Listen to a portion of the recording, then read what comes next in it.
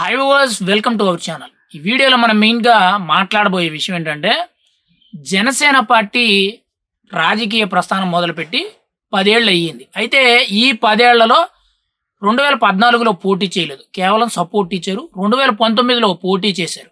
పోటీ చేసే ముందు ప్రత్యేకించి కూడా జనసేన పార్టీకి గ్లాస్ సింబల్ అనే గుర్తు ఇవ్వడం జరిగింది. అంటే ప్రతి పార్టీకి కూడా ఎన్నికల్లో పోటీ చేసేటప్పుడు ప్రత్యేకించి కూడా ఒక గుర్తు అనేది ఇవ్వడం జరుగుద్ది. అయితే జనసేనకి గ్లాస్ అంటే ట్రాన్స్‌పరెంట్ గ్లాస్ ఏదైతే ఉంటదో గాజు గ్లాసు ఆ గుర్తునైతే ఇవ్వడం జరిగింది. కానీ 2019 ఎలక్షన్స్‌లో చాలా కీలకంగా చూసుకుంటే ఎటువంటి ప్రభావం అనేది రాష్ట్ర రాజకీయాల్లో చూపించలేకపోయింది. అయితే 2024 ఎన్నికల్లో ప్రత్యేకించి కూడా జనసేన ఎన్ని స్థానాలు పోటీ చేస్తే అంటే 21 స్థానాలు ఎమ్మెల్యేలు, 2 స్థానాలు ఎంపీలు పోటీ చేస్తే 100% స్ట్రైక్ రేట్‌తో అన్ని స్థానాలు కూడా గెలిచి ఆంధ్రప్రదేశ్‌లోనే కాదు దేశ రాజకీయాల్లో తనకంటూ కూడా ఒక మంచి ముద్రనైతే వేసుకోవడం జరిగింది. ఇప్పటి వరకు కూడా దేశంలో ఎన్నో పార్టీలున్నాయి. పార్టీకి పర్టిక్యులర్‌గా పర్మనెంట్ గుర్తుల కింద ఉన్నాయి. అంటే ఇప్పుడు టీడీపీకి సైకిల్ ఎలాగో, వైఎస్ఆర్‌సీపీకి ఫ్యాన్ ఎలాగో, మెయిన్‌గా మనకి బీజేపీ కమలం గుర్తు ఎలాగో అండ్ కాంగ్రెస్ పార్టీకి హస్తం గుర్తు ఎలాగో, ఇప్పుడు జనసేన పార్టీకి పర్మనెంట్ గుర్తు కింద గాజు గ్లాసు గుర్తునైతే కేంద్ర ఎన్నికల సంఘం అయితే ఆమోదం తెలపడం జరిగింది. అంటే ఎన్నికలు జరిగి 8 నెలలు అవుతుంది. ఇప్పుడు జనసేన పార్టీని పర్మనెంట్ రాష్ట్రీయ పార్టీగా అంటే ప్రాంతీయ పార్టీగా గుర్తిస్తూ దానికి ప్రత్యేకించి కూడా గాజు గ్లాసు సింబల్ అయితే పర్మనెంట్‌గా కేటాయించడం జరిగింది.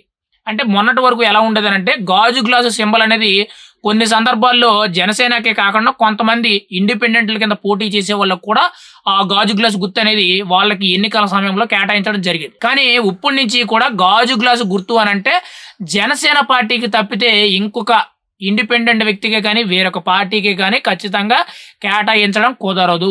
ఎందుకు అనంటే కేంద్ర ఎన్నికల సంఘంలో ప్రత్యేకించి గుర్తింపు పొందిన పార్టీగా అంటే ఇప్పటి వరకు కూడా పెద్ద పెద్ద పార్టీలు ఏవైతే ఉన్నాయో అంటే మనకి ఎగ్జాంపుల్ చూసుకుంటే టీడీపీ గాని, వైసీపీ గాని, కాంగ్రెస్ గాని, బీజేపీ గాని ఇలా ఇతరత్ర పార్టీలు ఏవైతే ఉన్నాయో అవన్నీ కూడా గుర్తింపు పొందిన పార్టీలు.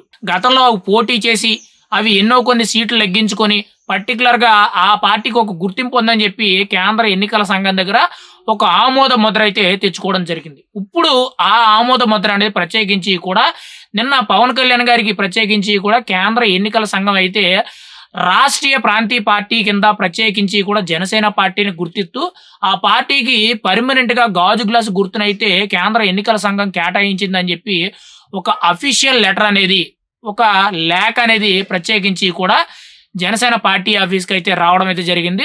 ఇది చాలా గొప్ప విషయం మనమైతే చెప్పుకోవాలి. జనసేన పార్టీ అనేది రాజకీయ ప్రస్థానం మొదలుపెట్టి 10 ఏళ్ళు అయినా కూడా ఇప్పటి వరకు కూడా సరైన గుర్తింపు అనేది రాలేదు. 2024 ఎన్నికల్లో ఒక రకమైన 100% స్ట్రైక్ రేట్‌తో వన్ సైడ్ ఆమోద ముద్ర వేసుకుంటూ రాష్ట్రంలో బలమైన పార్టీల్లో నంబర్ 1 పొజిషన్‌కు వచ్చే విధంగా తనకంటూ కూడా ఒక మంచి ముద్రనైతే వేసుకోవడం జరిగింది. ఇప్పుడు కేంద్ర ఎన్నికల సంఘంలోనే గాని, దేశంలోనే రాజకీయ పార్టీల్లో జనసేన పార్టీ అనేది చాలా కీలకమనే విధంగా పవన్ కళ్యాణ్ గారైతే రాజకీయం చేయడం. ఇప్పుడు జనసేన పార్టీ అనంటే ఒక పర్మనెంట్ పార్టీ కింద ఒక పర్మనెంట్ గుర్తు ఉండే విధంగా ఎన్నికల గుర్తునైతే ప్రత్యేకించి కూడా గాజు గ్లాస్ గుర్తునైతే కేంద్ర ఎన్నికల సంఘం అయితే ఆమోదం తెలపడం జరిగింది. ఇది జనసేన పార్టీకి మంచి శుభవార్తను మనమైతే చెప్పుకోవచ్చు.